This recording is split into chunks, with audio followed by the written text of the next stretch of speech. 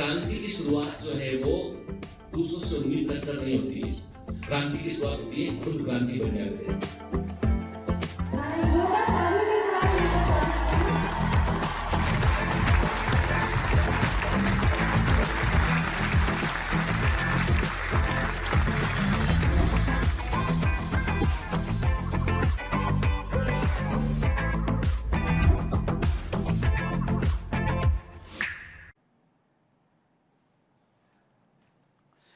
Hello commanders, welcome to Biomentors classes online. I am doctor Jitendra Singh. तो बेटा हम पढ़ रहे हैं body fluids and circulation, human physiology में तीसरा चैप्टर पढ़ रहे हैं हम। ऑलरेडी पहले हम 2 चैप्टर कवर कर चुके हैं, digestion and absorption and breathing and exchange of gases, ठीक है ना। और सर्कुलेटरी सिस्टम में अब तक, मतलब बॉडी फ्लूइड्स एंड सर्कुलेशन में अब तक हम क्या क्या देख चुके हैं। हम देख चुके हैं कि ब्लड के क्या कंपोनेंट होते हैं। हमने देखा हुआ है कि ब्लड प्लाज्मा किस तरह का होता है, ब्लड में जो फॉर्म्ड एलिमेंट है सेल्स किस तरह के होते हैं, WBC, RBC, प्लेटलेट, इसके ऊपर हम बात कर चुके हैं। और पिछली क्लास में हमने देखा था ब्लड ग्रुप के बारे में, कि हमने बात किया था ब्लड ग्रुपिंग सिस्टम के बारे में कि A blood group, B blood group, AB blood group और O ब्लड ग्रुप से क्या तात्पर्य होता है। और हमने ब्लड ग्रुपिंग के ऊपर कुछ जेनेटिक्स भी जो है यहां पर देखा था हमने, किस प्रकार जेनेटिक्स रोल प्ले करता है, ठीक है ना।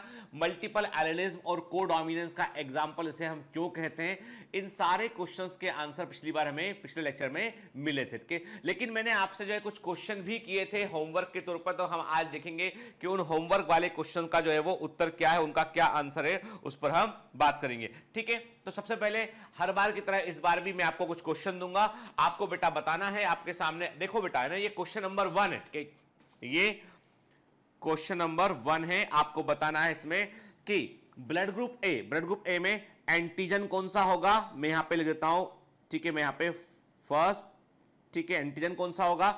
ब्लड ग्रुप बी में एंटीजन कौन सा होगा, ब्लड ग्रुप ए बी में एंटीजन कौन सा होगा, ठीक है, ब्लड ग्रुप ओ में एंटीजन कौन सा होगा, ये आपको बताना है, ठीक है। फिर आपको बताना है बेटा, आपको बताना है कि ब्लड ग्रुप ए के अंदर एंटीबॉडी क्या होगा, ठीक है, एंटीबॉडी क्या होगा, ब्लड ग्रुप बी में एंटीबॉडी क्या होगा, ब्लड ग्रुप ए बी में एंटीबॉडी क्या होगा, ब्लड ग्रुप ओ में एंटीबॉडी क्या होगा, ठीक है। तो आपको ये फर्स्ट, सेकंड, थर्ड, फोर्थ, 1 2 3 4 ये सारे आपको भरने हैं, बताने हैं, ठीक है, क्लियर। सारे बच्चे आंसर करेंगे, कोई आंसर नहीं चुकेगा बेटा, समझ गए। आई वांट कि आप सारे लोग आंसर करें कि ब्लड ग्रुप ए में, बी में, ए बी में, ओ में कौन से सरफेस एंटीजन होते हैं, और ब्लड ग्रुप ए बी और ओ में कौन से एंटीबॉडीज होते हैं। तो first, second, third, fourth levelling करके लिखिएगा, 1 2 3 4 लेवलिंग करके लिखिएगा, ठीक है, ठीक। क्वेश्चन नंबर 2 आपके सामने है, ठीक है, ठीक है। अब पहले क्वेश्चन का उत्तर आपको मिल चुका होगा बेटा, ठीक है ना, क्योंकि आपके सामने यहाँ पे दिखाई पड़ रहा है, ठीक है। तो पहला क्वेश्चन, जब भी कभी कोई क्वेश्चन करता हूं तो वीडियो को पॉज क्या कीजिए और उसके बाद आंसर क्या कीजिए इसमें, ठीक है। आपको बताना है कि कौन सा ब्लड किसको दे सकते हैं। तो आपको बताना है A B blood group A B blood group वाले कैन गिव ब्लड टू, किसको ब्लड दे सकते हैं ये, ठीक है। ए वाले किसको ब्लड दे सकते हैं, ठीक है, बी वाले किसको ब्लड दे सकते हैं, ओ वाले किसको ब्लड दे सकते हैं। तो आपको आंसर कीजिएगा इसको फर्स्ट, सेकंड, थर्ड, फोर्थ, ठीक है। यानी ब्लड ग्रुप ए बी और ओ किस किस को ब्लड दे सकते हैं, क्या, और किससे ब्लड ले सकते हैं। तो आपको बताना है first, second, third and fourth, ठीक है। ब्लड ग्रुप ए बी किससे ब्लड ले सकता है, ब्लड ग्रुप ए किससे ब्लड ले सकता है, ब्लड ग्रुप बी किससे ब्लड ले सकता है, ओ और ओ किससे ब्लड ले सकता है, ठीक है। तो किसको ब्लड दे सकते हैं, किससे ब्लड ले सकते हैं, कौन से एंटीबॉडीज हैं, कौन से एंटीजन हैं, ये याद रखना है बेटा, क्लियर, ठीक है ना। ये बड़े बेसिक फंडामेंटल है जो एग्जाम में पूछे आते हैं, जो हमें मालूम होना चाहिए, क्लियर, ठीक है। उत्तर कीजिएगा। आगे बढ़ने से पहले हम पिछली क्लास में मैंने आपसे कुछ क्वेश्चन किए थे, उन प्रश्नों का हम उत्तर देख लेते हैं। मैंने आपसे कहा था एक व्यक्ति जिसका ब्लड ग्रुप है ए बी, एक व्यक्ति इसका ब्लड ग्रुप है ए बी, ठीक है, ए बी उसका ब्लड ग्रुप है ना। एबीओ सिस्टम के according he can donate RBC, किसको ये आरबीसी जो है वो डोनेट कर सकता है, ठीक है, सिंपल सी बात है। If blood group is A B, यदि ब्लड ग्रुप जो है वो ए बी है बेटा, इसका मतलब ये है कि उसमें एंटीजन ए भी प्रेजेंट है, एंटीजन बी भी प्रेजेंट है उसमें, ठीक है। तो इसका मतलब ये कि यदि ये ब्लड ग्रुप आप ए वाले को दोगे तो एंटीजन बी के खिलाफ एंटीबॉडी जो होगा वो रिएक्ट कर जाएगा। यदि ये आप बी वाले को दोगे तो क्या होगा, जो बी ब्लड ग्रुप में एंटी ए एंटीबॉडी होती है तो वो ए से रिएक्ट करेगा, इसको भी नहीं दे सकते आप। ओ वाले को भी नहीं दे सकते क्योंकि ओ वाले में क्या होता है, दोनों तरह की एंटीबॉडी होती है, ए के लिए भी बी के लिए भी। इसका मतलब ब्लड ग्रुप ए बी वाला व्यक्ति केवल एक व्यक्ति को ब्लड ग्रुप दे सकता है, वो है ए बी, खुद का ब्लड ग्रुप, ठीक है ना। लेकिन ये ब्लड किसी से भी ले सकते हैं क्योंकि इनके पास कोई भी एंटीबॉडी नहीं होते हैं, तो दे आर यूनिवर्सल रेसिपिएंट, ये यूनिवर्सल रेसिपिएंट होते हैं। लेकिन जब ब्लड देने की बारी आती है तो ए बी वाला केवल अपने ही ब्लड ग्रुप वाले को ब्लड दे सकता है। क्लियर, ठीक है। नेक्स्ट क्वेश्चन आपके सामने। अब आप लोग बताना जरूर कि आप में से कितने बच्चों ने कितने क्वेश्चन सही किए समझ के। एक पेशेंट आपके क्लिनिक में आता है और पूछता है कि if the mother of a child is blood group type O positive के, ठीक, mother blood group O positive, तो एक काम कर, मैंने आपसे कहा था कि अभी हमने पॉजिटिव और नेगेटिव नहीं पढ़ा हुआ तो उस कॉन्सेप्ट को हम छोड़ सकते हैं, बाद में इस चीज को हम शामिल कर लेंगे, ठीक है ना। अभी हम केवल ब्लड ग्रुप पे फोकस करते हैं, ठीक है ना बेटा, क्योंकि मैंने अभी आपको आरएच फैक्टर नहीं पढ़ाया है, तो अभी पॉजिटिव नेगेटिव छोड़ते हैं। हम इसी क्वेश्चन को दोबारा करेंगे जब पॉजिटिव नेगेटिव समझ चुके होंगे, तब दोबारा बात करेंगे। अभी हम केवल ब्लड ग्रुप पर फोकस करते हैं कि मदर का ब्लड ग्रुप ओ है, ठीक है ना, ठीक। तो मतलब मदर के ब्लड ग्रुप का जीनोटाइप क्या होगा, आईओ होगा बेटा, तो ही ब्लड ग्रुप ओ बन सकता है। क्लियर, ठीक है। चाइल्ड, बच्चे का ब्लड ग्रुप क्या है, बच्चे का ब्लड ग्रुप है ए नेगेटिव, तो मैंने कहा पॉजिटिव नेगेटिव का फंडा भी छोड़ते हैं, अभी ए पर फोकस करते हैं। मतलब बच्चे का ब्लड ग्रुप जो है वो है ए। जाहिर सी बात है बच्चे के पास एक एलील मदर से जरूर आया होगा, बच्चे के पास एक एलील या जीन मदर से आया होगा, और मदर से क्या आ सकता है, आई ओ मदर से आ सकता है। इसका मतलब ये कि बच्चे के फादर से ये कहां से आया, ये मदर से आया बेटा, को मदर के पास तो आई ओ ही था केवल, ठीक है। तो फादर से क्या आया, फादर से आया है इसके पास में आई ए, फादर से इसके पास में आया है, ठीक है। तो इसका मतलब ये कि फादर का ब्लड ग्रुप क्या हो सकता है, व्हाट इज द पॉसिबिलिटी कि फादर का ब्लड ग्रुप क्या हो सकता है बेटा, सिंपल सी बात के मतलब आपको बताना है कि ब्लड ग्रुप फादर का क्या हो सकता है यदि बच्चे के पास में जो है वो क्या आया है बेटा, एल ए आया हुआ है, क्योंकि देखो मदर का आई का ओ कन्फर्म है, मदर का ओ कन्फर्म है, मतलब उसके पास दोनों एल आई ओ है, तो मदर से तो ओ ही आएगा, इसमें कोई डाउट नहीं है।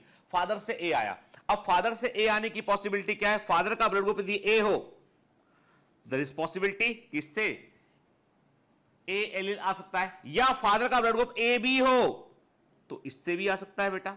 क्यों नहीं आ सकता, बिल्कुल ए बी, यदि फादर ए बी है मदर ओ है तो क्या हो सकता है बेटा, बच्चे का ब्लड ग्रुप ए हो सकता है, बिल्कुल हो सकता है, क्योंकि फादर के पास यदि ए बी ब्लड ग्रुप है तो मतलब उसके पास क्या है, फादर देखो ए ब्लड ग्रुप है तो फादर जो है वो आई ए आई ओ हो सकता है, आई ए हो सकता है, ठीक है।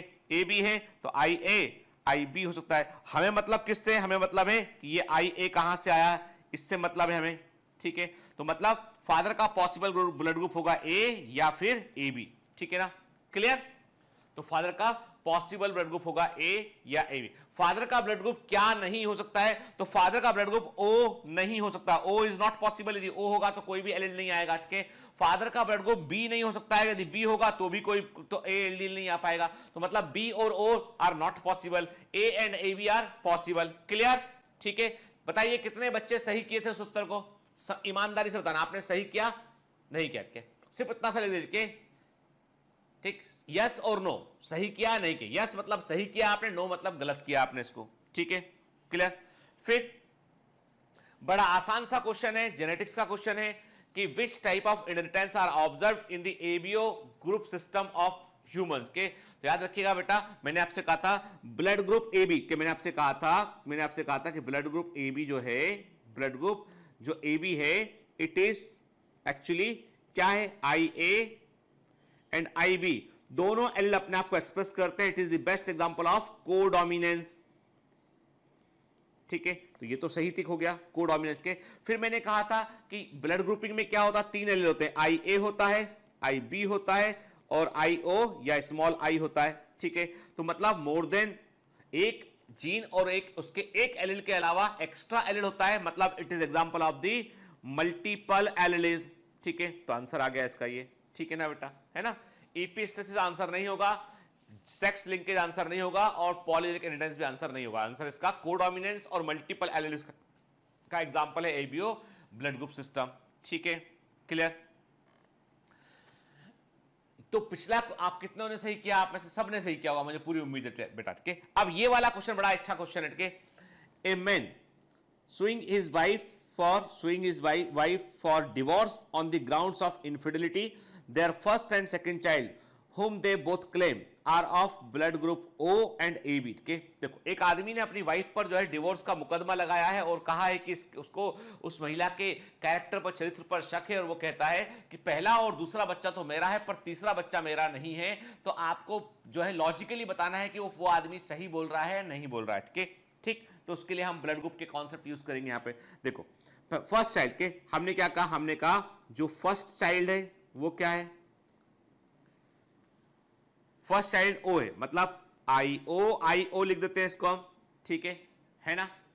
मतलब मदर फादर दोनों से जो है वो क्या आया हुआ है बेटा? दोनों से जो है क्या आया हुआ है? वो मदर फादर दोनों से जो है क्या आया हुआ है वो, कि मैंने आपसे कहा कि जो है वो ब्लड ग्रुप ओ की बात किसने कहा? ओ, मतलब दोनों से क्या आया हुआ है बेटा? दोनों से जो है वो आई ओ मतलब है कि एक मदर से भी आई ओ आया, फादर से आई ओ, तभी बच्चा ओ बना। ठीक है, वो कहता है ये मेरा बच्चा है, इसके लिए वो तैयार है, वो कहता है ये सही है। ठीक है, सेकेंड चाइल्ड ब्लड ग्रुप है ए बी, आई बी। ठीक है, वो कहता है ये बच्चा भी मेरा है। ठीक है, अब वो कह रहा है कि तीसरा बच्चा, थर्ड चाइल्ड, जहां कंट्रोवर्सी है वहां ये है कि तो थर्ड चाइल्ड है, इसका ब्लड ग्रुप है बी ब्लड ग्रुप है इसका। ठीक है, वो कह रहा है कि ये मेरा नहीं है, ऐसा वो कह रहा है। ठीक है, तो क्वेश्चन यहां उठता है क्या ये पॉसिबल है? ठीक है, ध्यान से बात सुनो। अब कैसे बेटा सॉल्व करेंगे कि इसको हमें इतना पता होना चाहिए कि हमने कहा कि ये मैन एंड वुमेन। ठीक है ना? दोनों का पहला बच्चा जो है उसका क्या ब्लड ग्रुप ओ है, मतलब दोनों के पास में एक आई ओ है, इसके पास भी आई ओ है। इस बच्चे को लेके कोई कंट्रोवर्सी नहीं है। इसका मतलब यह है कि मदर फादर दोनों ने एक एलील ऐसा कंट्रीब्यूट किया था जो आई ओ एलील था, रेसिव एलील था। ठीक, सेकंड बच्चे में भी कोई कंट्रोवर्सी नहीं है। तो सपोज हमने कहा कि सेकंड बच्चा ए बी, तो हमने कहा कि मान लो मैन का क्या हो सकता है? आई ए यहां से आया। ठीक है, वुमेन से आई बी आया। ठीक है, ये हो सकता है ना? या ये भी बोल सकते हो आप, या ये भी बोल सकते हो भाई यदि हम पलट भी लें तो भी कोई फर्क नहीं पड़ेगा, I B I O I A I O, this is also possible. क्या प्रॉब्लम है? क्योंकि मदर फादर का साफ साफ ब्लड ग्रुप तो दिया नहीं गया है, दोनों। लेकिन कुल मिलाकर मुद्दा ये है कि दोनों है, ये एलील और ये एलील एक साथ मिलेगा तो ही जाके ए बी ब्लड ग्रुप बनेगा, पॉसिबिलिटी है। इसका मतलब जाहिर सी बात है, मदर फादर का जो ब्लड ग्रुप है वो एक का ए है, एक का बी है। सपोज कि मैन का ब्लड ग्रुप ए है, वुमेन का बी है, या मैन का बी है, वुमेन का ए है, मतलब ए और बी ब्लड ग्रुप वाले पेरेंट्स हैं इन बच्चों के। ठीक है ना? क्लियर? तभी तो क्या पॉसिबल है? तभी तो ये पॉसिबल है कि जब ये दोनों मिले तो क्या बन गया? आई ओ बन गया। जब ये दोनों मिले तो क्या बन गया? आई ए आई बी बन गया। ठीक है, इसको लेके कोई कंट्रोवर्सी नहीं है बेटा, है ना? ठीक है, वो कहता है ये सही है, लेकिन जब ये मिला आई ओ एंड आई बी तो क्या बन गया? ब्लड ग्रुप बी बन गया।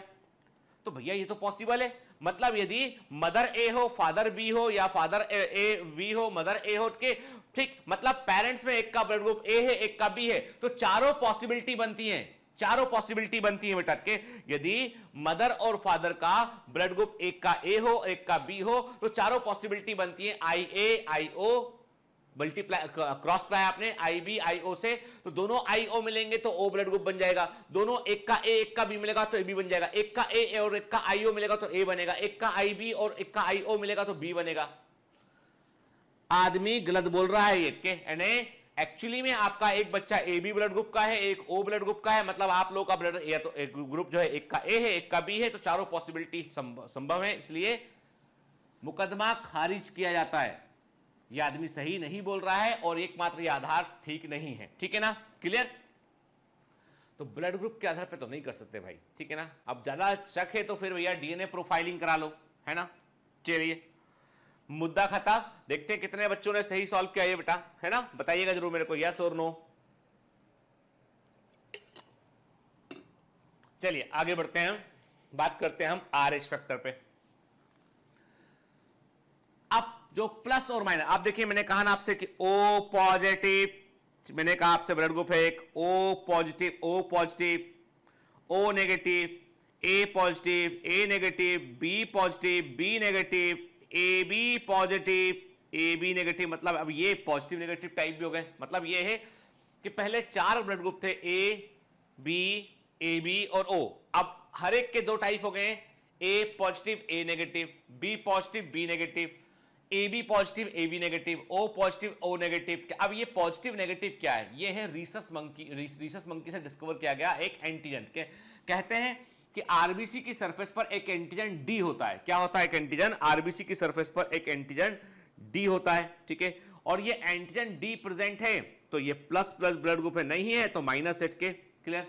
तो ये है, और इसको चूंकि रीसस मंकी में पहली बार स्टडीज में डिस्कवर किया गया तो इसको RH फैक्टर कहते हैं हम, ठीक है ना, RH फैक्टर कहते हैं। तो उसका मतलब मैंने आपको बताया बेटा, क्या बताया? मैंने कहा कि एक्चुअली जो RH फैक्टर है इसका संबंध जो है वो एंटीजन डी से, जो आरबीसी की सरफेस पे होता है बेटा, जहां प्रेजेंट है पॉजिटिव, ठीक है, पॉजिटिव पॉजिटिव पॉजिटिव, ठीक है, जहां प्रेजेंट नहीं है नेगेटिव नेगेटिव नेगेटिव नेगेटिव, यहां पर प्रेजेंट ये नहीं है, ठीक है।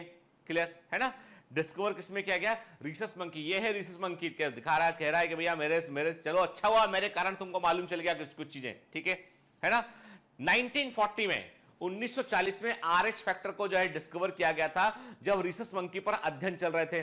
जब रीसस मंकी पर स्टडी चल रही थी तो मालूम चला कि जब मंकी का ब्लड जो है वो रैबिट्स को और गिनी पिग को इनको जो है वो में जो है वो इंजेक्ट किया गया तो ये ब्लड क्लॉट कर गया के। साइंटिस्टों ने, वैज्ञानिकों ने देखा कि जब मंकी का ब्लड उन्होंने जो है वो गिनी पिग को रैबिट को चढ़ाया तो उसमें क्लॉट कर गया, और क्लॉट होने का उन्होंने कारण ढूंढा। तब उनको जो है एक एंटीजन मिला जो एंटीजन डी था, ठीक है।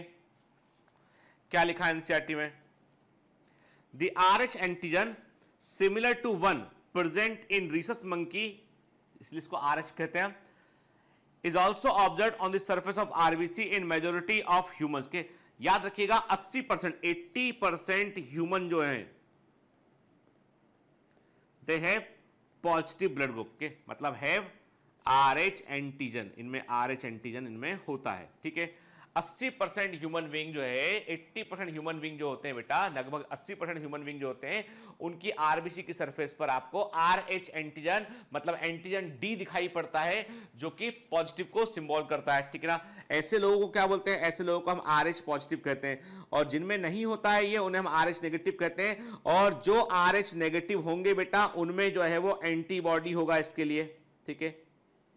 मतलब ये है कि यदि आपने RH नेगेटिव वाले व्यक्ति को RH पॉजिटिव ब्लड चढ़ा दिया आपने, ठीक है, मान लो RH नेगेटिव वाले को आपने अब देखो ध्यान से मेरी बात सुनो के, ये जो एंटीबॉडी है ये पहले से नहीं होते, नॉट प्री फॉर्म के, ये पहले से नहीं, ये प्री फॉर्म नहीं होते, प्री फॉर्म नहीं होते हैं, यानी RH एंटीजन के लिए जो एंटीबॉडी वो शुरू से नहीं होते हैं। जब RH पॉजिटिव ब्लड को आपने चढ़ाया उसको, तो जैसे RH पॉजिटिव ब्लड सिस्टम के अंदर आएगा तो आरबीसी को स्कैन किया जाएगा और मालूम चलेगा रे कोई दूसरा एंटीजन आया इसमें, तो बॉडी का इम्यून सिस्टम जो है उसके लिए एंटीबॉडी तैयार करेगा। तो पहले ब्लड ट्रांसफ्यूजन में पहली बार यदि आपने RH नेगेटिव आदमी को RH पॉजिटिव ब्लड चढ़ा दिया तो पहली बार में इतनी दिक्कत नहीं होगी, क्योंकि बॉडी को पता ही नहीं होगा कि ये क्या एंटीजन है, लेकिन बॉडी धीमे धीमे आपका इम्यून सिस्टम उस एंटीजन के खिलाफ जो है वो एंटीबॉडी बना लेगा। लेकिन अगली बार यदि आपने ब्लड चढ़ा दिया तो खेल खत्म कर देगा वो, मतलब क्योंकि पहले से एंटीबॉडी प्रेजेंट होंगी, अब वो RH एंटीजन को पकड़ लेंगी वो, ठीक है ना। तो याद रखना इस बात को, ये बताया, सिंपल सी बात बोली मैंने कि RH नेगेटिव व्यक्ति में शुरू से RH फैक्टर के, RH एंटीजन के लिए एंटीबॉडी नहीं होती है। फर्स्ट एक्सपोजर के बाद, पहले एक्सपोजर के बाद बॉडी में एंटीबॉडी बन जाती है। इसलिए RH पॉजिटिव ब्लड यदि RH नेगेटिव को पहली बार चढ़ाओगे तो दिक्कत नहीं होगी, लेकिन सेकंड टाइम चढ़ाया तो बड़ी दिक्कत हो सकती है, ठीक है। द ह्यूमन RH लोकस, अब देखो ये होता कहां पर, इसकी बात कर रहे हैं बेटा, यहां पे ये होता कहां, इसकी बात कर रहे हैं।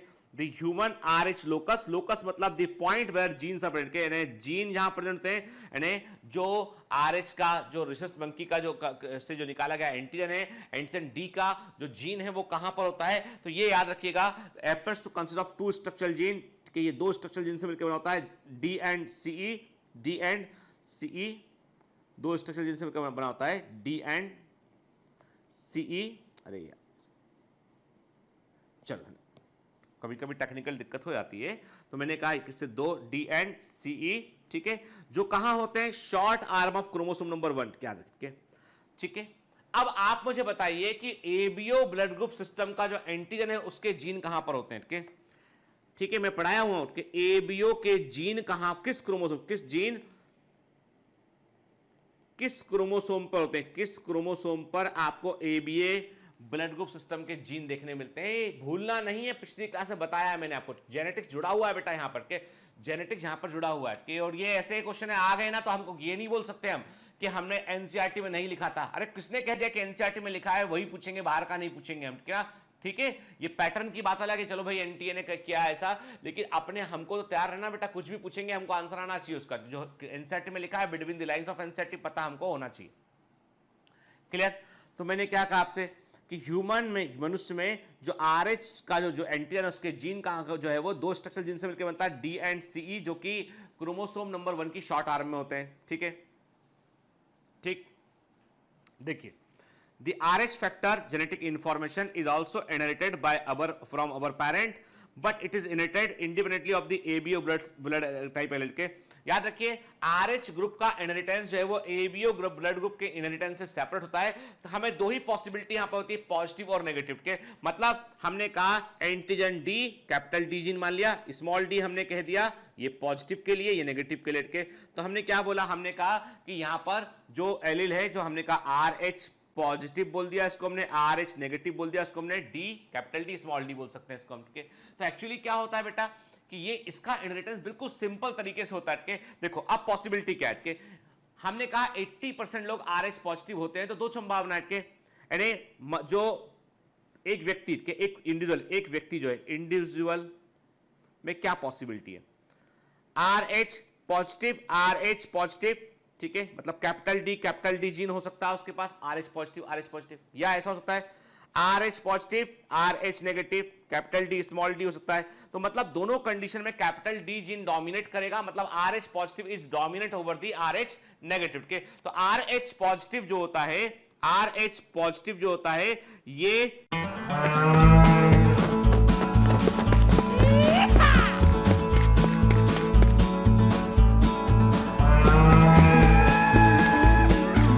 Hi, sorry to disturb you in between lecture. But it's important to inform you.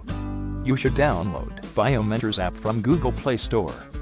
We need your support, so please take subscription to become an official commando of Biomentors. Bye bye. Continue your lecture. Dominant gene होता है बेटा, अब देखो यहां पर पूरा genetics connect हो गया है। डोमिनेंट जीन होता है कि RH नेगेटिव क्या होता है, रेसेसिव जीन होता है, ठीक है ना। अब कई बच्चे बोलते हैं सर आप फिजियोलॉजी पहले क्यों नहीं पढ़ा देते आप, कि कईयों को दिमाग में चलता है गणित कि सर हम फला जगह पर सुनते जाके के, तो जो है वो हम बहुत जगह पे जाके लेक्चर देखते हैं, हम तो चैनल हॉपिंग करते हैं, हम इधर बैठते हैं, इधर बस पे चढ़ते हैं, उधर बस पे उतरते हैं, दूसरा चैनल देखते हैं कि वहां जाके देखते हैं जहां पर जो है हमको बार बार बताए जाते हैं कोड समझते हैं क्या होता है कोड, ठीक है, कि ये वाला कोड लगा लो तो ऐसा होगा, ठीक है ना, वो वाला कोड लगा लो, वहां जा जाके देखते हैं हम, तो वो तो पहले ही पढ़ा जाते हैं। तो एक्चुअली सच्चाई ये है बेटा कि जबकि ह्यूमन फिजियोलॉजी ऐसा चैप्टर है जिसके लिए आपके बहुत सारे कॉन्सेप्ट का होना जरूरी है, तब आप उस पर चीजों को बिल्ड कर सकते हैं। जैसे प्लांट किंगडम है, जब तक आपको मॉर्फोलॉजी एनाटॉमी पता नहीं तो आप प्लांट किंगडम कैसे, अब एनसीईआरटी का सीक्वेंस अलग है और हमारे क्लासरूम का सीक्वेंस अलग इसलिए है क्योंकि हम अंडरस्टैंडिंग पे काम कर रहे हैं कि आपकी समझ बेहतर होना चाहिए, आप कॉन्सेप्ट आपके दिमाग में जाना चाहिए, उस पर काम कर रहे हैं। तो मैंने जेनेटिक्स से बताया हुआ बेटा ऑलरेडी कि जो है वो डोमिनेंट जीन रेसेसिव जीन को जो है वो फर्स्ट, जब भी कभी एक डोमिनेंट एलील होगा एक रेसेसिव एलील होगा, तो डोमिनेंट एलील अपने आप को एक्सप्रेस करेगा, रेसेसिव एक्सप्रेस नहीं करेगा। RH पॉजिटिव एलील जो होता है वो RH नेगेटिव के एलील पर डोमिनेट होता है बेटा, डोमिनेटिंग होता है, ठीक है। तो मतलब ये है कि कोई यदि पॉजिटिव ब्लड ग्रुप का व्यक्ति है, कोई यदि पॉजिटिव ब्लड ग्रुप का व्यक्ति है, तो आपको ध्यान रखना है बेटा कि जो पॉजिटिव ब्लड ग्रुप का जो व्यक्ति है उसका मतलब ये है कि उसके पास में दो पॉसिबिलिटी है कि उसके पास में मान लो कैपिटल D RH पॉजिटिव को रिप्रेजेंट करता है, ये पॉसिबिलिटी है ना, ठीक है, या कैपिटल D स्मॉल d, ये भी पॉसिबिलिटी, दोनों डोमिनेट है ना। Capital dominant allele recessive allele को सप्रेस कर रहा होता है बेटा, कहने का मतलब ये हुआ कि यही तो फिनोमेना ऑफ डोमिनेंस है। तो हो क्या रहा है यहाँ पे कि पॉजिटिव ब्लड ग्रुप में दोनों पॉसिबिलिटी है बेटा कि होमोजाइगस कंडीशन हो या हेटेरोजाइगस कंडीशन हो, मतलब जैसे आपने कहा RH positive allele, RH positive allele, एक मदर से आया एक फादर से आया, ये पॉजिटिव बन गया, ठीक है। ये भी पॉसिबिलिटी RH पॉजिटिव और RH नेगेटिव एलील, एक फादर से पॉजिटिव आया मदर से नेगेटिव आया, लेकिन बच्चा RH पॉजिटिव रहेगा। क्यों रहेगा वो RH पॉजिटिव? क्योंकि कारण ये है कि उसके पास में जो है वो रेसिव एलील है जो एक्सप्रेस नहीं हो पा रहा है। लेकिन मैंने कहा नेगेटिव ब्लड ग्रुप है, मैंने कहा O नेगेटिव है, नेगेटिव ब्लड ग्रुप है, तो उसमें हम 100% क्लियर है कि उसमें RH नेगेटिव और RH नेगेटिव रहेगा। मदर से भी आया होगा, फादर से भी नेगेटिव आया होगा, तब तो बच्चा नेगेटिव हुआ। क्लियर? सिंपल डोमिनेंस है। There are two different alleles for the RH factor known as RH positive negative. यदि मदर RH नेगेटिव है, फादर RH पॉजिटिव है, तो बच्चा RH पॉजिटिव होगा, क्योंकि ये डोमिनेंट एलील है। ये RH पॉजिटिव जो है वो डोमिनेंट एलील है। मदर का RH नेगेटिव जो है रेसिव एलील है, मान लो यहाँ पे, ठीक है, ठीक है। मदर RH नेगेटिव है, फादर RH नेगेटिव, तो बच्चा RH नेगेटिव होगा। मतलब नेगेटिव ब्लड ग्रुप केवल डबल रेसेसिव कंडीशन में बनेगा। क्लियर? ठीक है ना? तो याद रखिए RH का जो इनहेरिटेंस है, RH का जो इनहेरिटेंस है, RH फैक्टर का, RH एंटीजन का जो इनहेरिटेंस है, वो ABO ब्लड टाइप से इंडिपेंडेंट होता है। Very very important. यदि ब्लड ग्रुप RH पॉजिटिव है तो मतलब RH पॉजिटिव दो एलील हो सकते हैं, या RH positive RH negative allele हो सकता है, ठीक है। नेगेटिव है तो 100% RH नेगेटिव हो सकता है, ठीक है। पॉसिबिलिटी देखो बेटा, ठीक है ना, है ना। एक पेरेंट से RH पॉजिटिव आया, दूसरे से RH पॉजिटिव आया, तो बच्चा RH पॉजिटिव हो गया। एक से RH नेगेटिव आया, दूसरे से RH पॉजिटिव आया, तो बच्चा RH पॉजिटिव हो गया। दोनों से RH नेगेटिव आया, बच्चा RH नेगेटिव हो गया, ठीक है ना, ठीक है। तो पॉजिटिव और नेगेटिव का मतलब क्या है यहां पर, ये मतलब बेटा, ठीक है, क्लियर है ना। तो याद रखिए RH के फैक्टर के को हम बेटा डी एंटीजन भी कहते हैं इसको हम, ठीक है ना, क्लियर है ना। और याद रखिए, देखो अब बड़ी अच्छी बात है, ध्यान से मैंने आपसे कहा कि यदि ठीक है, यदि हम कहते हैं बेटा यहां पे if blood group is RH negative, यदि ब्लड ग्रुप RH नेगेटिव है, ठीक है, if RH negative blood group के, दे डोंट हैव, याद रखिए, they don't have antibody from beginning, के इनमें शुरू से किसके खिलाफ antibody, RH against RH positive, यानी RH पॉजिटिव के अगेंस्ट इनमें शुरू से एंटीबॉडी नहीं होती है। जब कभी RH नेगेटिव व्यक्ति का सामना RH पॉजिटिव ब्लड ग्रुप से होता है तो ही इसमें एंटीबॉडी बनती है। तो क्या लिखा है यहां पे, एक बड़ा अच्छी बात लिखिए, only sensitised RH negative blood has एंटी-RH एंटीबॉडी के। सेंसिटाइज्ड का मतलब है कि उसकी संपर्क में RH पॉजिटिव ब्लड आ चुका होगा तो उसे मालूम चलेगा कि ये सभी कोई एंटीजन होता है, इसके लिए हमको एंटीबॉडी बनानी होंगी। क्लियर? ठीक है। An RH negative person if expose to RH positive blood, ध्यान से बात सुना, एनसीईआरटी का पॉइंट के, will form specific antibodies against the RH antigen. क्या? ठीक है। तो इस बात से क्लियर है कि प्रीफॉर्म्ड एंटीबॉडी नहीं होती है, सेंसिटाइज्ड होने के बाद ही एंटीबॉडी का फॉर्मेशन यहां पर होता है, ठीक है ना। Therefore RH group should also match before transfusion, जब भी ब्लड ट्रांसफ्यूजन करें तो RH ब्लड ग्रुप को आप जरूर मैच कर लें, ठीक है। A special case of RH incompatibility mismatching has been observed between the RH negative blood of pregnant mother and RH positive blood of fetus, ठीक है ना, very very important, ठीक है।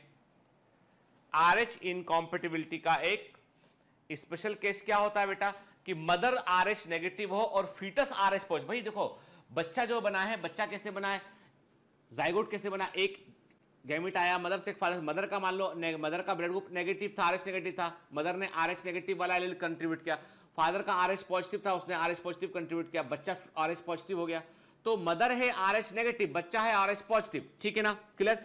प्लस याद रखिए बच्चे का ब्लड जो है मदर के ब्लड से मिक्स नहीं होता नॉर्मल गेस्टेशन पीरियड में, सामान्य गेस्टेशन पीरियड में जो है दोनों का ब्लड आपस में मिक्स नहीं होता है कि, लेकिन at the time of delivery, के डिलीवरी के समय जो है वो there are certain amount of blood जो एक्सपोज आता है मदर की बॉडी में बच्चे का, ठीक है ना। अब क्या प्रॉब्लम होती है, अब प्रॉब्लम ये होती है कि वो ब्लड जो मदर की बॉडी में एक्सपोज हो गया है तो उससे कुछ RH पॉजिटिव ब्लड की सेल्स मदर की बॉडी में चली गई हैं, और उन सेल्स को देखकर जो है मदर चूंकि RH नेगेटिव थी, और कुछ ब्लड बच्चे का जो है फीटस का कुछ ब्लड जो है eight the time of pregnancy के बाद में, eight the time of delivery बोला, ऐसा बोला eight the time of delivery, delivery के समय कुछ ब्लड, जब कॉर्ड कटता है सब होता है, उस समय कुछ ब्लड जो है मदर के संपर्क में आ चुका होता है। अब क्या होगा, अब ये होगा कि मदर का ब्लड जो है वो आरएच नेगेटिव था, फीटस का आरएच पॉजिटिव था, तो वो सेंस कर लेगा, पूरी बॉडी सेंसिटाइज आएगी और एंटी आरएच एंटीबॉडी बन जाएंगे। तो पहले बच्चे का जन्म तो हो गया, कोई दिक्कत नहीं। दूसरा बच्चा जो होगा अब वो भी आरएच पॉजिटिव हुआ। अब क्या प्रॉब्लम हुई, अब ये हुआ कि एंटीबॉडी, सर्टेन एंटीबॉडी आईजीजी जो है वो they can pass through the placenta. तो कुछ एंटीबॉडी ऐसी जो कि आरएच फैक्टर को पहचानती है, एंटीबॉडी उसके अगेंस्ट है, वो प्लासेंटा क्रॉस करके बच्चे तक पहुंचेगी, बच्चे को फीटस अवस्था में मार देंगी। ब्लड को एंटीबॉडी एंटीजन से रेट करेगा और कोगुलेट कर देगा ब्लड को, बच्चा मर जाएगा। तो सेकंड प्रेगनेंसी सक्सेसफुल नहीं हो पाएगी। इरिथ्रोब्लास्टोसिस फीटलिस, मतलब उस फीटस के इरिथ्रोब्लास्ट को डिस्ट्रॉय कर दिया गया है, मार दिया गया है, बच्चा मर जाता है गर्भ में। ठीक है, चलिए देखते हैं। RH antigen of the fetus do not get exposed to the RH negative blood of the mother in the first pregnancy। के पहली प्रेगनेंसी के दौरान दोनों ब्लड एक दूसरे से सेपरेट होते हैं। मदर के संपर्क में जो है वो RH पॉजिटिव फीटस का एंटीजन जो है मदर के RH नेगेटिव ब्लड के संपर्क में नहीं आ पाता है, और ये दोनों ब्लड जो है वो प्लासेंटा से वेल सेपरेटेड रहते हैं। ठीक है, However, during the delivery of the first child, पहले बच्चे की डिलीवरी के समय ये पॉसिबिलिटी है कि मैटरनल ब्लड जो है उसका एक्सपोजर कुछ अमाउंट में, थोड़ी मात्रा में फीटस के ब्लड से वो मिक्स कर जाए, और इसके चलते मदर के अंदर एंटीबॉडी बनने लगेंगी आरएच एंटीजन के खिलाफ। ठीक है, अब क्या हुआ, चूंकि मदर की बॉडी सेंसिटाइज हो गई है, तो वहां पर क्या बनने लगेंगी, एंटीबॉडी बनने लगेंगी। किसके खिलाफ बेटा, आरएच एंटीजन के खिलाफ एंटीबॉडी बनने लगेंगी, एंटी आरएच एंटीबॉडी बनने लगेंगी। ठीक है ना। अब in case of her subsequent pregnancy, अब मान लो सेकंड प्रेगनेंसी हुआ, तो आरएच एंटीबॉडी ऑलरेडी तैयार हो चुकी है मदर के अंदर। ठीक है, और ये प्लासेंटा से मूव करके लीक करेंगी, वहां कहां पहुंचेंगी, ये फीटस तक पहुंचेंगी और फीटस के आरबीसी को डिस्ट्रॉय कर देंगी। ठीक है, मतलब अब की बार जो है वो फीटस नहीं बच पाएगा, क्योंकि इस बार क्या हुआ, इस बार एंटीबॉडी बन चुकी थी, पहले एंटीबॉडी नहीं थी। यदि प्रीफॉर्म एंटीबॉडी होती तो पहली बार में भी ऐसा ना होता, पर यहां पर प्रीफॉर्म एंटीबॉडी नहीं है, इसलिए सेकंड जब प्रेगनेंसी हुआ तो पहले एक्सपोजर से एंटीबॉडी बनी थी, उन्होंने काम करना शुरू कर दिया। ठीक है, ठीक, this could be fatal to the fetus, fetus के लिए खतरनाक हो सकता है, and could cause severe anaemia and jaundice to the baby, और इस कंडीशन को हम बोलते हैं इरिथ्रोब्लास्टोसिस फीटलिस कहते हैं, वेरी वेरी IMP। ठीक है ना। इसमें कंडीशन देखो बेटा, इस कंडीशन का ध्यान रखना है आपको कि mother should be RH negative, mother RH negative होना चाहिए बेटा। ठीक है, और जो फीटस है, फीटस RH पॉजिटिव होना चाहिए, याद रखिएगा। ठीक है, मदर RH नेगेटिव होना चाहिए, फीटस RH जो है वो फीटस जो है, फीटस क्या होना चाहिए, क्रॉस का चिन्ह लगाना चाहिए मुझे। ठीक है, फीटस क्या होना चाहिए, फीटस होना चाहिए RH पॉजिटिव फीटस होना चाहिए। ठीक है ना। इसका मतलब ये है कि डेफिनेटली जो इस लेडी है, जिस लेडी का ब्लड ग्रुप RH नेगेटिव है, इसका जो हस्बैंड है 100% RH पॉजिटिव होगा, तभी तो उसने पॉजिटिव एलील कंट्रीब्यूट किया है फीटस के अंदर। ठीक है ना, क्लियर। देखिए, ब्लड ट्रांसफ्यूजन हुआ मान लो, मैंने आपसे कहा, तो भी प्रॉब्लम है इसमें कि जो है ब्लड ट्रांसफ्यूजन होने पे क्या होगा बेटा, कि जो है एक्सपोजर हो जाएगा आरएच एंटीजन का बॉडी को, तो आरएच नेगेटिव जो जिसके व्यक्ति का आरएच नेगेटिव ब्लड ग्रुप है वो एंटीबॉडी बना लेगा। प्रेगनेंसी की बात करें हम तो क्या लिखा, RH negative women and RH positive man. Women conceive करती है तो वुमेन RH नेगेटिव है, फीटस RH पॉजिटिव है। ठीक है, तो RH पॉजिटिव के जो है वो फीटस जो है जब डिलीवरी होने वाला होता है उस समय कुछ ब्लड जो है मदर के ब्लड में पहुंच जाता है उसका, और इसलिए मदर के बिकम सेंसिटाइज हो जाती है वो, और उसके अंदर जो है वो एंटीबॉडी बन जाते हैं जो RH एंटीजन के खिलाफ होते हैं। सेकेंड प्रेगनेंसी जब होगी तो वो फीटस के RBC को वो डिस्ट्रॉय कर देगा।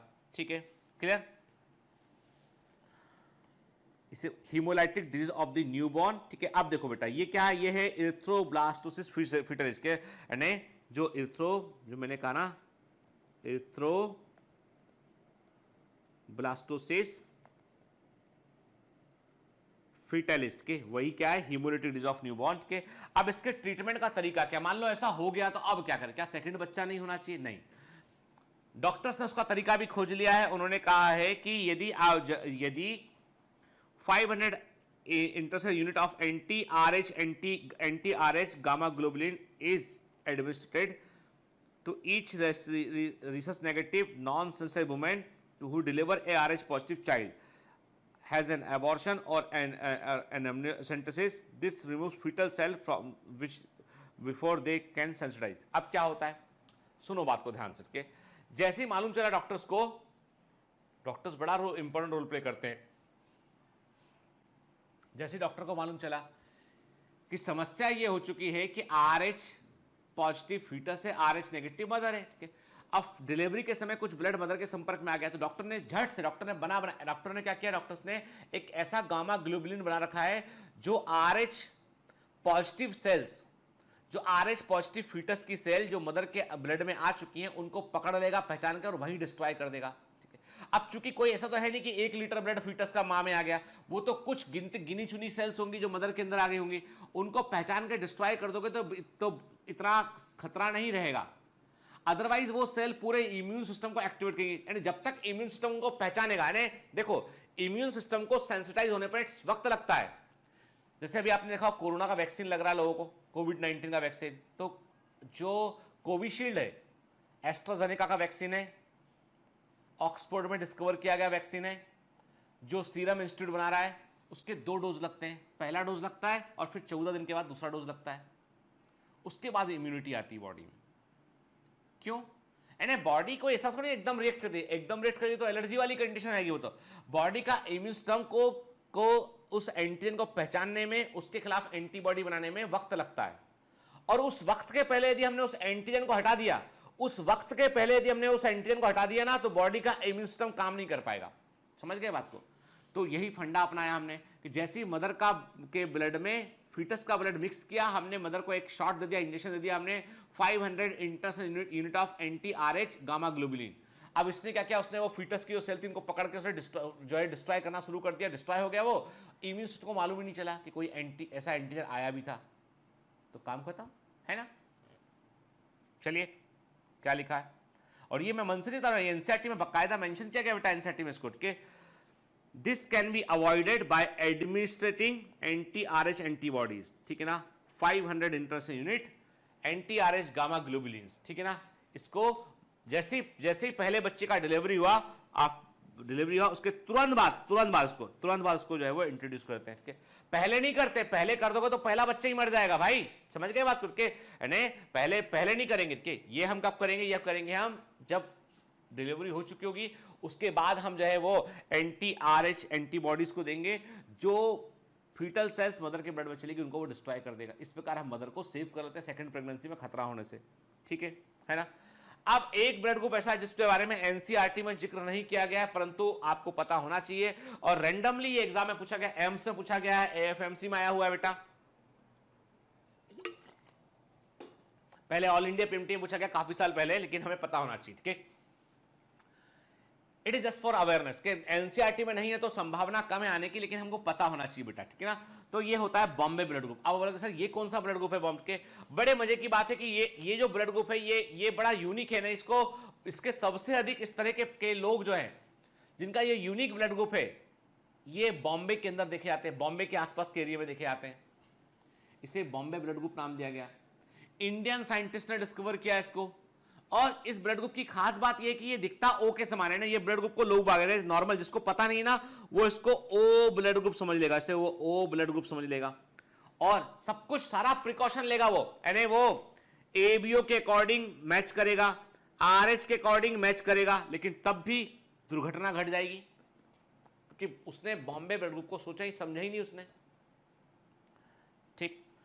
It is the rarest of rare blood group के, ये अल्पतम में भी सबसे कम, के नहीं ये बहुत कम है, दुनिया भर में काफी कम ऐसे लोग देखने मिलते हैं जिनका बॉम्बे ब्लड ग्रुप होता है, और ये बड़ा रेयर ब्लड ग्रुप होता है। और आप देखेंगे बॉम्बे के अंदर अक्सर आपको जो है वो जो रेलवे लोकल ट्रेन का टाइमिंग होता है ना, उसका एक ऐप है, उसमें एड चलते थे, कई बार कोई ब्लड की रिक्वायरमेंट है वो भी चल रहा होता है। तो बॉम्बे में कई अस्पतालों में साफ साफ लिखा होता है कि we need Bombay blood group, क्या किसी को, क्योंकि कई कुछ पेशेंट ऐसे होते हैं जिनका blood group Bombay blood group होता है, उनको कोई भी ब्लड नहीं चढ़ा सकता, यानी बॉम्बे ब्लड ग्रुप यदि व्यक्ति का है तो उसको बॉम्बे ब्लड ग्रुप का व्यक्ति ही उसको ब्लड दे सकता है, दूसरे किसी का ब्लड लगता ही नहीं उसको, ठीक है, ठीक।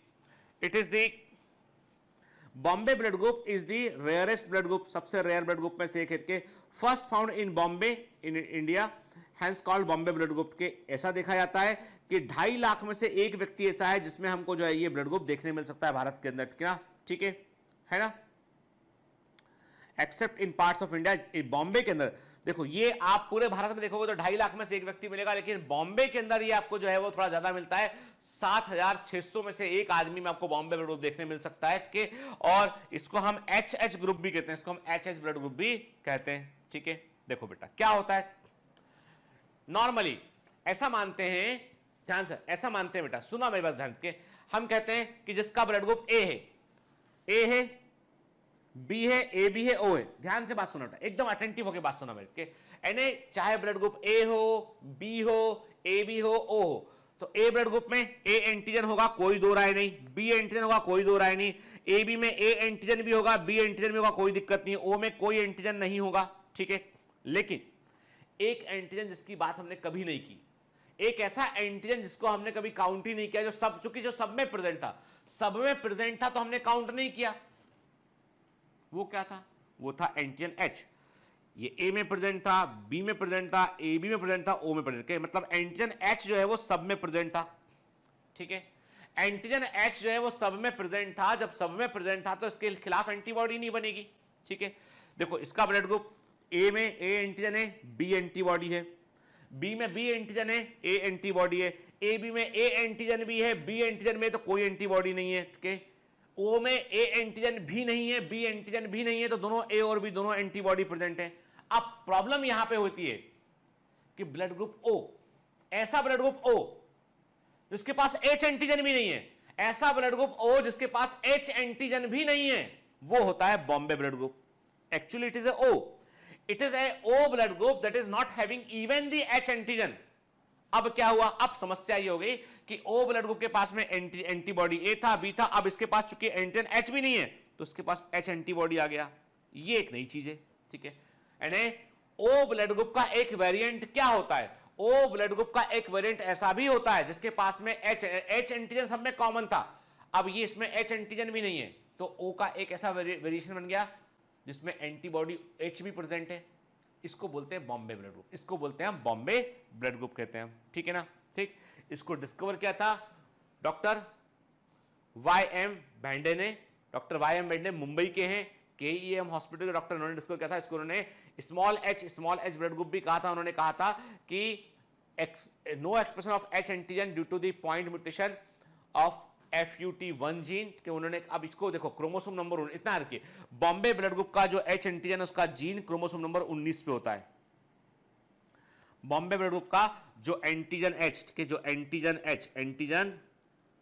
एच जो है उसका जीन क्रोमोसोम नंबर 19 पे होता है। यदि जीन में म्यूटेशन होगा तो एंटीजन एच नहीं बनेगा, एंटीजन नहीं बनेगा तो उसका अपोजिट एंटीबॉडी जरूर प्रेजेंट रहेगा वहां पे, तो क्या होता है, तो ऐसे व्यक्ति में क्या होता है, यानी ऐसा ब्लड ग्रुप, ऐसा actually it is a O blood group जिसमें कि नॉर्मल ब्लड ग्रुप ओ में ए एंटीजन नहीं होता, बी एंटीजन नहीं होता, पर एच एंटीजन होता है, ठीक है, पर इसमें एच एंटीजन भी नहीं होता है। तो ऐसे ओ ब्लड ग्रुप में एच एंटीजन जिसमें नहीं होगा और साथ में उसके खिलाफ antibody H small H present रहेगा, उसे क्या बोलेंगे हम, उसे हम बोलेंगे बॉम्बे ब्लड ग्रुप बोलेंगे हम, ठीक है ना, क्लियर, ठीक है। डॉक्टर वाई एम बैंडे जो है ये जो है वो एक बाकायदा एक डॉक्टर थे, ग्रांट्स मेडिकल कॉलेज से ग्रेजुएट हुए के, और इन्होंने जो है वो एमडी मेडिसिन में किया इन्होंने, फिर उन्होंने एमडी पैथोलॉजी में भी किया, सेठ जीएस मेडिकल कॉलेज जो इंडिया के टॉप कॉलेज में से एक है उसके अंदर इन्होंने काम किया, और इन्होंने जो है वो अपना बाकायदा केस स्टडी किया। इन्होंने पता लगाया कि इन्होंने एक रेलवे एक्सीडेंट में, ट्रेन की दुर्घटना में कुछ पेशेंट इनके पास आए थे, इनको इन्होंने बाकायदा एबीओ ब्लड ग्रुप मैच किया, उनका ब्लड ग्रुप ओ था उन लोगों का, उन्होंने बाकायदा ओ मैच किया, आरएच फैक्टर मैच किया, एबीओ सिस्टम से मैच किया, उन्होंने ब्लड चढ़ाया, लोग मर गए, कुछ पेशेंट ऐसे मर गए, वो तो उनको समझ में नहीं आया कि ये ब्लड चढ़ाने पर लोग कैसे मर रहे हैं, क्योंकि हम तो सब कुछ फॉलो कर रहे हैं हमके। तो इन्होंने पहले तो लेबोरेटरी में जो ब्लड था उसको उन्होंने रीचेक किया, कहीं ब्लड में कोई मिस्टेक तो नहीं है। फाइनली ये इन्होंने रिसर्च करने के बाद मालूम चला कि एक्चुअली एक ब्लड ग्रुप ऐसा इसको हम मिस कर रहे हैं वो है, और चूंकि ये बॉम्बे में ही प्रैक्टिस करते थे इसलिए इनको बॉम्बे में ऐसे केसेस दिखने लगे, मिलने लगे नेट के, और इन्होंने जो है वो बॉम्बे ब्लड ग्रुप को खोज निकाला, ठीक है। डॉक्टर का नाम है वाई एम बैंडेड के। अब मैं कहता हूं भले ही नीट में आए चाहे ना आए ये चीज, लेकिन आपको पता होना चाहिए कि डॉक्टर्स कैन डू एनीथिंग, के आपको बॉम्बे ब्लड ग्रुप के बारे में बेटा पता होना चाहिए, ठीक है ना, clear. The serum contained antibodies that reacted with all red blood cells, normal ABO phenotype के, the red blood cells appear to lack all of the ABO blood group antigen and have an additional antigen that was previously unknown, के वो additional antigen का था, antigen H था जिसको बारे में पहले जानकारी नहीं थी। अब ये भी नहीं होगा तो बॉम्बे ब्लड ग्रुप बन जाता है बेटा के। Individuals with rare Bombay phenotype small H do not express antigen H को एक्सप्रेस नहीं करते हैं और इसलिए इनके पास में एंटीबॉडी जो है एंटीबॉडी इनके पास में स्मॉल एंटी एच एंटीबॉडी इनके पास में होता है। ठीक है, और होता क्या है बेटा इसमें कि ये जो मैंने कहा ना आपसे कि जो बॉम्बे ब्लड ग्रुप है इनवेरिएबली आप उसको आइडेंटिफाई करोगे तो ओ के रूप में आइडेंटिफाई करोगे। इट ऑलवेज सीम्स लाइक वो आपको ओ ब्लड ग्रुप के समान ही दिखाई पड़ेगा, पर वो O blood group which lack antigen H वैसा होगा, जिसको हम बॉम्बे ब्लड ग्रुप बोलेंगे हम। ठीक है ना। The people who have Bombay phenotype can donate red blood cell to any member of ABO blood group के। ये बॉम्बे ब्लड ग्रुप के लोग किसी को भी ब्लड दे सकते हैं, किसी को भी ब्लड इनका लग सकता है, क्योंकि ये ओ के ब्लड ग्रुप ओ के होते हैं, यूनिवर्सल डोनर होते हैं इनके, और इनके पास जो है वो एंटीजन एच भी नहीं होता इनके। लेकिन ये किसी भी मेंबर से ब्लड नहीं ले सकते हैं, ये केवल और केवल इनको ब्लड चाहिए पड़ेगा। तो बॉम्बे ब्लड ग्रुप वाला व्यक्ति को केवल दूसरा बॉम्बे ब्लड ग्रुप का व्यक्ति ही ब्लड उनको दे सकता है। ठीक है, clear. Receiving blood which contain antigen H which has never been the patient's own blood causes an immune reaction due to the immune system of receiver producing immunoglobulin against H antigen। तो मैंने कहा ना, यदि आपने Bombay blood group के व्यक्ति को normal blood चढ़ा दिया आपने, तो उसमें क्या होगा, नॉर्मल ब्लड में एंटीजन H होगा और बॉम्बे ब्लड ग्रुप के व्यक्ति में जो है एंटीजन H के खिलाफ एंटीबॉडीज होंगी, तो वो रिएक्ट करेंगी उससे और ब्लड को वो रक्त का थक्का जमा देंगी और व्यक्ति की डेथ हो जाएगी उससे। ठीक है, क्लियर। ठीक, it is very important in order to avoid any complication. यदि कोई भी कॉम्प्लिकेशन आप अवॉइड करना चाहते हैं तो आप ठीक से मैच कीजिए। आप क्या क्या मैच करना है आपको देखो, अब आपको ABO सिस्टम पे पूरा ब्लड ग्रुप मैच करना है, आपको RH फैक्टर मैच करना है, और आप यदि जो है जानते हैं कि यहाँ इस एरिया में बॉम्बे ब्लड ग्रुप की प्रोबेबिलिटी है तो आपको बॉम्बे ब्लड ग्रुप भी चेक करना होता है ताकि मिस्टेक की संभावनाएं कम रहे यहाँ पे। ठीक है, तो ये एक्चुअली क्या है, अभी देखो अभी तो सब जगह करना ही पड़ता है क्योंकि अभी पॉपुलेशन मिक्स है। के ऐसे पहले क्या था, पहले ये आइलैंड था तो भाई बॉम्बे में चलो मान लिया, अभी तो क्या है लोग कहीं से कहीं जाके बस जाते हैं, इसलिए यहाँ पर हमको जो है वो बॉम्बे ब्लड ग्रुप भी मुंबई के अंदर चेक, स्पेशली इंडिया के इस हिस्से में महाराष्ट्र में हमको चेक करना ही पड़ता है। ठीक है ना, clear. This of course can not be prevented unless the lab tech. अब देखो सिंपल सी बात है, यदि लैब टेक्नीशियन को, डॉक्टर को, पैथोलॉजी के डॉक्टर को यदि बॉम्बे ब्लड ग्रुप की जानकारी नहीं है तो फिर संभावना दुर्घटना की भले ही कम संभावना हो पर संभावना होती है इसके। तो बेहतर है कि ह्यूमन लाइफ प्रीशियस होती है तो कोई भी इस तरह का चांस नहीं लेना चाहिए और प्रॉपर ब्लड टेस्ट होके ही ब्लड को ट्रांसफ्यूज करना चाहिए। ठीक है ना। चलिए, तो आज के लेक्चर में क्या देखा हमने, आज का लेक्चर कंपैरेटिवली छोटा लेक्चर है कि तो आज के लेक्चर में हमने क्या देखा, हमने देखा कि RH फैक्टर क्या होता है, बॉम्बे ब्लड ग्रुप क्या होता है, RH फैक्टर का इनहेरिटेंस कैसे होता है, ब्लड ग्रुप का इनहेरिटेंस कैसे होता है, उसको हमने अच्छे से समझा बेटा। ठीक है ना। नेक्स्ट क्लास में हम बात करेंगे कि हमारा ब्लड क्लॉट कैसे करता है, कभी कभी चोट लगने पर जो ब्लड बाहर निकलता है उसकी क्लॉटिंग का प्रोसीजर क्या होता है उस पर हम बात करेंगे, और ब्लड के सर्कुलेशन पर हम बात करेंगे। ठीक है ना बेटा। तो उम्मीद है आपको सब चीजें अच्छे से समझ में आ रही होंगी बेटा। और बिल्कुल मैं हमेशा आपको एक बात कहता हूं कि जब आप पढ़ते हैं ना तो ये मत सोच के पढ़ा कीजिए कि भाई हमें एग्जाम में ये पढ़ना है, रटना है, नहीं। आप ये सोच के पढ़ा कीजिए कि you are here to know the things. ठीक है ना। आप सब्जेक्ट को पढ़ने का आनंद उठाइए, आप उसमें डूब जाइए। आप सब्जेक्ट में मैं कहता हूं आपसे कि जब आप सब्जेक्ट में डूब जाएंगे, मन से पढ़ेंगे, समझते हुए पढ़ेंगे, इंटरेस्ट के साथ पढ़ेंगे ना, कभी नहीं भूलेंगे आप लाइफ में के, और आप एग्जाम में फोड़ कराएंगे। Clear. All the best.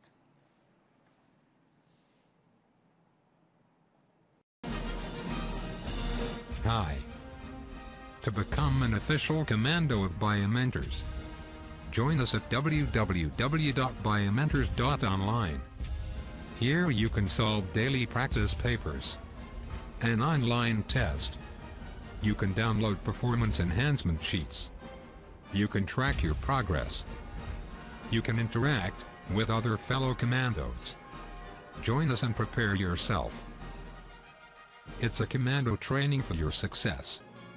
Download Biomentors online app from Google Play Store.